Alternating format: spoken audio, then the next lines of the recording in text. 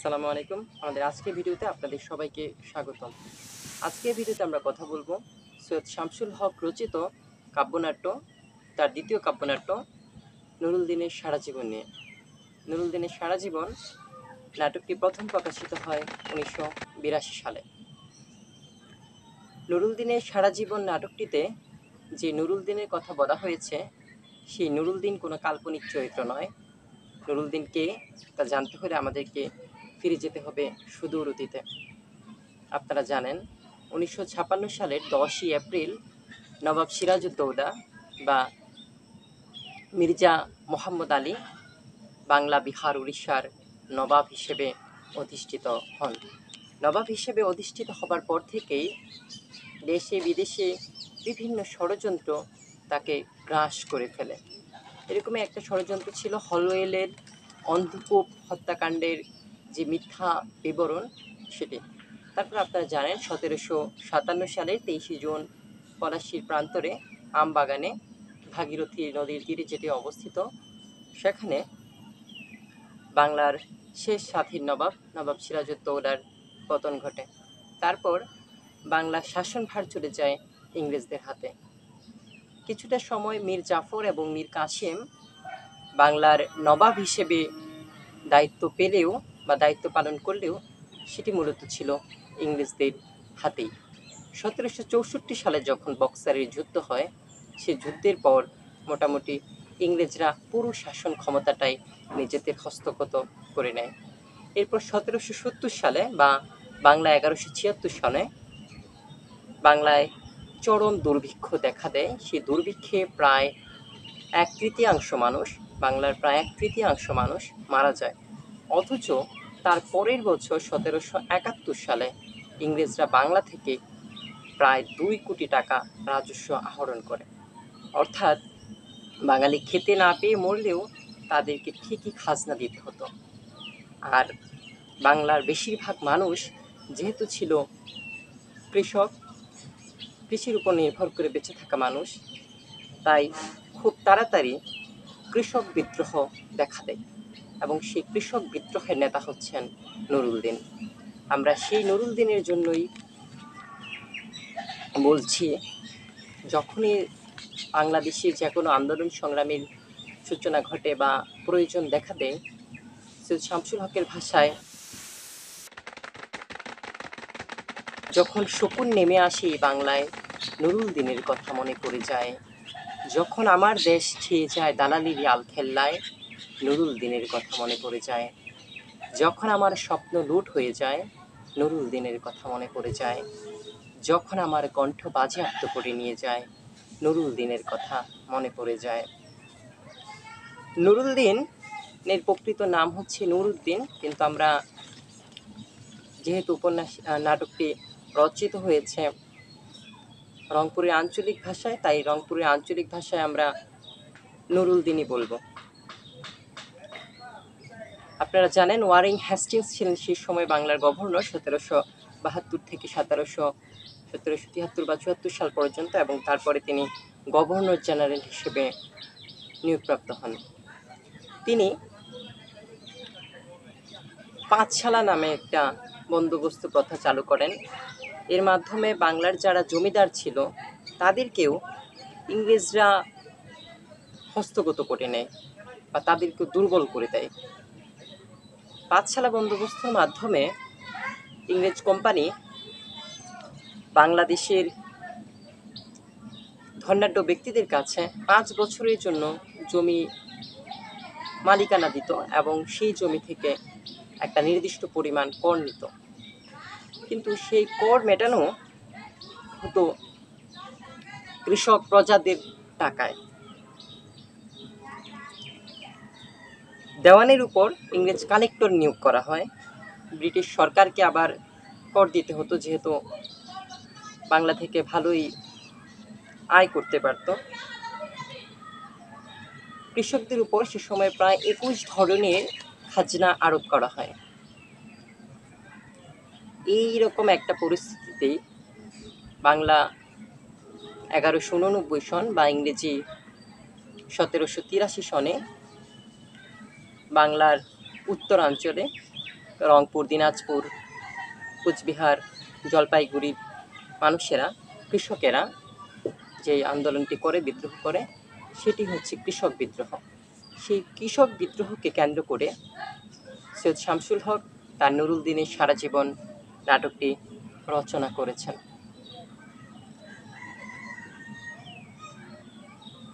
নাটকটিতে ইতিহাস ও কল্পনার সংমিশ্রণ ঘটিয়েছেন নাট্যকার সৈয়দ শামসুল হক। এরিস্টল যেমন বলেছেন, ইতিহাস হচ্ছে সত্য ঘটনার বিবরণ খুঁজে বের করা, আর ইতিহাস আশ্রিত সাহিত্য হচ্ছে ইতিহাসের কঙ্কালের উপর কবি কল্পনার ঐশ্বর্য। সৈয়দ শামসুল হক বলছেন, ইতিহাস থেকে আমি পেয়েছি নুরুল দিন, দয়াশীল ও গুডলেটকে। কল্পনায় আমি নির্মাণ করে নিয়েছি আব্বাস, আম্বিয়া, লিজবেথ, টমসন ও মরিসকে। নাটকে আমরা যেই চরিত্রগুলোকে দেখে থাকি তার মধ্যে প্রথমে হচ্ছেন বা প্রধান চরিত্র কৃষক নেতা নুরুল দিন, নুরুল দিনের স্ত্রী আম্বিয়া, আব্বাস নুরুল দিনের বন্ধু, দয়াশীল গণবাহিনীর দেওয়ান, গুডলেক রংপুরের collector, Morris revenue supervisor, McDonald কোম্পানির ফৌজ অফিসার, টমসন কোম্পানির কুঠিয়াল, লিজবেথ টমসনের স্ত্রী। নাটকের প্রথম দৃশ্য নীলকোরাস হচ্ছে ব্রিটিশ ইস্ট ইন্ডিয়া কোম্পানির যেই বাহিনী, সেই বাহিনীটি নীলকোরাস নামে নাটকে পরিচিতি পেয়েছে। নীলকোরাস নুরুল দিনের সম্বন্ধে বলছে, নাই নাই সে নাই, ভাসি গেছে নুরুল দিন দুধ কুমারীর জলে, নাই নাই সে নাই, ডুবি গেছে নুরুল দিন তিস্তা নদীর ঢলে, নাই নাই সে নাই, সুতিয়া আছে নুরুল দিন কব্বরের তলে, নাই নাই সে নাই, তোমরা বসি স্বপন দেখো, হায় দেখো নাই, তোমার নেতা নুরুল দিন আর বাঁচিয়া নাই। আমরা সাধারণত নাটকের শেষাংশে নাটকের পরিণতি দেখে থাকি, কিন্তু সৈয়দ শামসুল হক তার নুরুল দিনের সারা জীবন নাটকের শুরুতেই জানিয়ে দিচ্ছেন নাটকের পরিণতি, অর্থাৎ কৃষক নেতা নুরুল দিন বিদ্রোহ করতে গিয়ে শহীদ হন। মোগল হাটের লড়াইয়ে নুরুল দিন মারা যায়। এখানে নাট্যকার দেওয়ান দয়াশীলকে বাঁচিয়ে রেখেছেন নাটকে, কিন্তু ইতিহাস থেকে আমরা জানি দেওয়ানও মারা গিয়েছিলেন। এখানে ইতিহাস এবং সাহিত্যের মধ্যে যে পার্থক্যটা সেটা পরিলক্ষিত হয়, অর্থাৎ সাহিত্যিক ইতিহাসকে সম্পূর্ণরূপে গ্রহণ করতে বাধ্য নন, তিনি ইতিহাস থেকে আশ্রয় করে নিজের কল্পনাকে নির্ভর করে তিনি রচনা করতে পারেন। আমরা নাটকের মধ্যে আরও দেখি 1783 সালে নুরুল দিন মারা যায়, কিন্তু নুরুল দিন পরবর্তীতে এখানে নাটকের এক পর্যায়ে নীলের কথা বলবে, কিন্তু নীল চাষ ব্যাপকভাবে শুরু হয় 1782 সালে। কিন্তু নাটককে ইংরেজদের অত্যাচারের সীমা পরিসীমা বোঝাতে গিয়ে সৈয়দ শামসুল হক নীলের বিষয়টাকেও এখানে তুলে ধরেছেন নাটকে। যাই হোক, নাটকের পরিণতির তা যখন আমরা নাটকের প্রথম দৃশ্যে দেখে থাকি, তবু নাটকের পরবর্তী দৃশ্য এগিয়ে যায়, কারণ সৈয়দ শামসুল হক মনে করেন নুরুল দিনের মরণ নেই।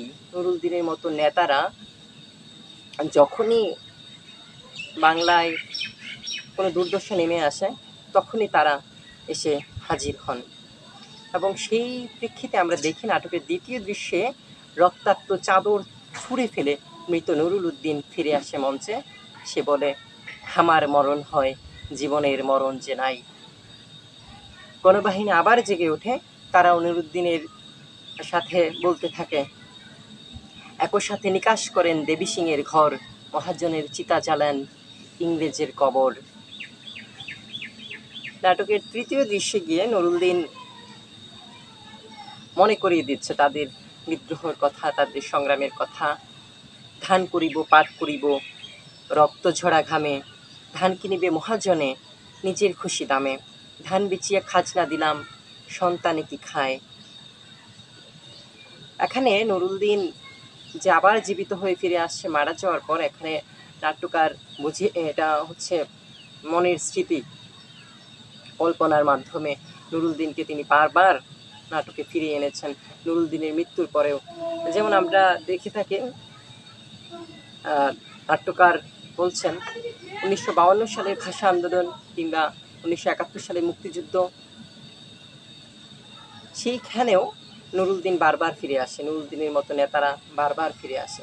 যখন আমার স্বপ্ন লুট হয়ে যায় তখন নুরুল দিনের কথা মনে পড়ে যায়। তাই এরকমভাবে এই লাইনগুলোর মাধ্যমে, এই পংক্তিগুলোর মাধ্যমে তিনি নুরুল দিনকে বারবার ফিরিয়ে নিয়ে আসতে চেয়েছেন এই বাংলায়। দ্বিতীয় দৃশ্যে আমরা নুরুল দিনকে আবার দেখি, সে বলছে, যে করেছে শোষণ হামাক শোষণকারী তাই, চামড়া কালা চামড়া ধলা তফাৎ কোনো নাই, যে মারিছে জানে হামাক জানের শত্রু তাই। এখানে নুরুল দিন বলছেন যে শুধুমাত্র ব্রিটিশ ইস্ট ইন্ডিয়া কোম্পানির চাকরিজীবী বা সৈন্যরাই তো আমাদেরকে মারছে না, আমাদের দেশের যারা আছে কালো মানুষ, তারাও তাদের সঙ্গে মিলে দালালি করে আমাদের বিরুদ্ধে অস্ত্র হাতে নিচ্ছে। তাই তিনি বলছেন, যে করেছে শোষণ হামাক শোষণকারী তাই, চামড়া কালা চামড়া ধলা তফাৎ কোনো নাই, যে মারিছে জানে হামাক জানের শত্রু তাই। চতুর্থ দৃশ্যে আমরা দেখি নুরুল দিনের বাল্যবন্ধু আব্বাসের মধ্যে কিছুটা সংশয় থাকে, সেই সম্মুখ যুদ্ধে যাবে কিনা ইংরেজদের সাথে, কারণ ইংরেজদের সশস্ত্র বাহিনী, এত বড় বাহিনী, এত গোলা বারুদ, সেটা চিন্তা করে। যাই হোক, পঞ্চম দৃশ্যে আমরা দেখি একটা পার্টি হচ্ছে টমসনের বাড়িতে, সেখানে কালেক্টর গুডলেট, রেভিনিউ সুপারভাইজার সহ মোটামুটি সবাই উপস্থিত।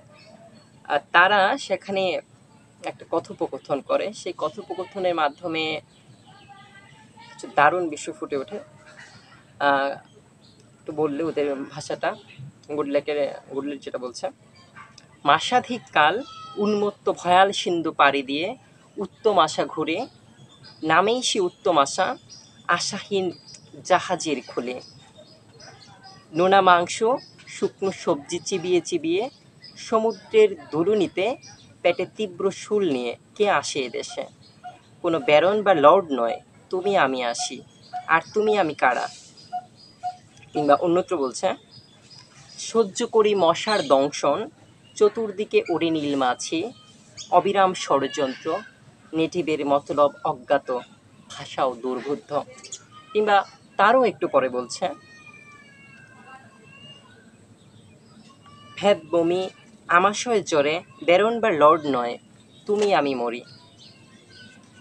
দেবী সিং হচ্ছে তাদের একজন দেওয়ান, তাদের কর আদায় করে, অত্যন্ত বেশি কর আদায় করে, 3-4 গুণের বেশি আদায় করে, এবং কর দিতে না পারলে তারা যে পালিয়ে যাবে সেটার উপায় নেই। তারা কৃষকের কর বা খাজনার টাকায় গ্রামে চৌকিদার নিয়োগ করে রাখে, এবং সেই চৌকিদার তাদেরকে গ্রাম থেকে পালাতেও দেয় না। যাই হোক, দেবী সিংহের বিরুদ্ধে অনেক অভিযোগ কৃষকদের, সেটা ইংরেজরাও জানে। ইংরেজরা, গুডলেট বলছে, এই যে তোমার দেবী সিং, এই দেয়নি কি নজরানা, নেননি কি তিনি, একবার বরখাস্ত করে আবার কি বসাননি তাকে। এই পংক্তির মাধ্যমে তিনি বুঝেছেন তাদের যে লর্ড ওয়ারেন হেস্টিংস ছিলেন, তিনিও দেবী সিংহের থেকে টাকা নিয়ে দেবী সিংহের পক্ষে কথা বলছিলেন। তিনিও এত বড় লর্ড হয়েও বাংলার কৃষকদের থেকে শেষ রক্তবিন্দু চুষে নিতেও একটু কার্পণ্য করেননি। ষষ্ঠ দৃশ্যে আমরা দেখি নুরুল দিন সবাইকে নিয়ে আসে ইংরেজদের কাছে দেবী সিংহের প্রত্যাহার চেয়ে, এবং তখন বিদ্রোহী সবাই যেহেতু ইংরেজদের সামনে চলে আসে, তাই সশস্ত্র বিদ্রোহ ছাড়া কোনো উপায় নেই, সেটিও তার দলবলকে বুঝিয়ে দিতে চেষ্টা করে। ইংরেজদের কাছে এসে নুরুল দিন বলে, মানুষ হও, মাঠের মানুষ, দেশের মানুষ, আমরা মানুষ হও। কিংবা একটু পরে, একদিন কালাপানি পার হওয়া সৌদাগিরি করিবার জন্যে জাহাজ ধরিয়া আসিলেন হামার মুলুকে, তোমার রং হয় গোরা, শুনেছিলাম বাপু দাদার মুখে, বাপু দাদা নিজের চোখে তোমাকে দেখেছি কি, দেখে নাই, আসিল হামার পালা। তোমাকে চক্ষে দেখিলুম শরীরের রং তোমার, গোরা নিশ্চয় অন্তরের রং হয় পুষ্টি কালা। অন্যত্র, একদিন লক্ষ্য করে দেখিলুম খাজনা দিই তোমাকেও, কিন্তু জমিন এই জমিন তোমার নয়। অর্থাৎ ব্রিটিশরা যে সমুদ্র পাড়ি দিয়ে এত কষ্ট করে বাংলায় এসেছিল, তারা কিন্তু আমাদেরকে সভ্যতা শেখাতে আসেননি। তারা যে আমাদেরকে লুণ্ঠন করতে এসেছিল মির্জাফরদের সহায়তায়, এবং তারা আমাদের যে জমির উপর কর বসিয়েছে সেই জমিগুলো যে আমাদের, সে কথাই নুরুলদিন মনে করিয়ে দিচ্ছেন তাদেরকে। দশম দৃশ্যে আমরা দেখি নুরুলদিনের স্ত্রী আম্বিয়া আসে। আম্বিয়া এসে নুরুলদিনকে খোঁজে, কিন্তু নুরুলদিন তখন চলে যায় ডিমলার জমিদার বাড়িতে। দুঃখিত, ডিমলার জমিদারের সাথে যুদ্ধ দেন। তখন আব্বাস তাকে সান্ত্বনা দিয়ে বলে যে খুব তাড়াতাড়ি নুরুলদিন সেই সংগ্রাম জয় করে চলে আসবে। নুরুলদিনের স্ত্রী আম্বিয়া বলে, মুই নারী ঘরের বাহিরে কিছু নাই মোর, ঘরই দুনিয়া। জঙ্গ যুদ্ধ রাজনীতি না চাও বুঝিতে, মুই না চাও জানিতে। কিংবা কপাল হইবে কি আর, তাকে বসি পাংখা করিবার, মিছরেগুলি শরবত দিবার। অস্থিরতা বাড়তে থাকে নুরুলদিনের স্ত্রী আম্বিয়ার, কখন নুরুলদিন আসবে। আর নুরুলদিন যখন ফিরে আসে তখন সে আম্বিয়া অর্থাৎ তার স্ত্রীর সাথে রোমান্স নয়, বরং সে তার দায়িত্বকেই বড় করে দেখে। যখন তার স্ত্রী তার কাছে আগুন পাটে শাড়ি চায়, সে বলে, আগুন সারিতে নয় পেটুতে পেটুতে, আগুন আগুন জ্বলে এইঠাই হামার পেটুতে, কিষানেরই সন্তানের পেটের ভিতরে। ত্রয়োদশ দৃশ্যে মোগলহাটের যুদ্ধের পরিকল্পনা নেই নুরুলদিন বুঝতে পারে যে সশস্ত্র সংগ্রাম ছাড়া কোনো উপায় নেই। আব্বাস তাকে বারবার মানা করে এত সশস্ত্র একটা বাহিনীর বিরুদ্ধে এই অল্প স্বল্প অস্ত্র নিয়ে যুদ্ধে না জড়াতে, কিন্তু নুরুলদিন আবার বলে, আমার মরণ হয় জীবনের মরণ যে নাই। সে তার বাবার মৃত্যুর কথা মনে করে এবং আলটিমেটলি তার ভক্তদের নিয়ে, তার সৈন্যদল নিয়ে সম্মুখ সমরের প্রস্তুতি নেয়। সে চতুর্থ দশ দৃশ্যে আমরা জানতে পারি নুরুলদিন তার মৃত্যুর আগে বলে যায়, এদেশ হামার বাড়ি, উত্তরে না আছে হিমালয়, উয়ার মতন খাড়া হয়ে যেন মানুষের আলয়। এদেশে হামার বাড়ি, দক্ষিণেতে বঙ্গোপসাগর, উয়ার মতন গর্জে ওঠে যেন মানুষের স্বর। এদেশে হামার বাড়ি, পূর্ব দিকে ব্রহ্মপুত্র আছে, উয়ার মতন ফির মানুষের রক্ত যেন নাচে। এদেশে হামার বাড়ি, পশ্চিমেতে পাহাড়িয়া মাটি, উয়ার মতন শক্ত হয় যেন মানুষের ঘাটি। শেষ দিকে আব্বাস বলে, ধৈর্য সবে ধৈর্য ধরি করো আন্দোলন, লাগে লাগুক বাহে 1 2 3 কিংবা কয়েক জীবন। এই নাটকের পরিণতি এখানে শেষ হয়। নাটকটা এখানেই শেষ হয়, কিন্তু নাটকের পরিণতি অর্থাৎ নুরুলদিনের যে মৃত্যুর কাহিনী আমরা প্রথম দৃশ্যেই জানতে পারি, এবং দ্বিতীয় দৃশ্যে নুরুলদিনকে নাট্যকার আবার নাটকে ফেরত নিয়ে আসেন এবং শেষ পর্যন্ত তাকে নাটকেই রাখেন।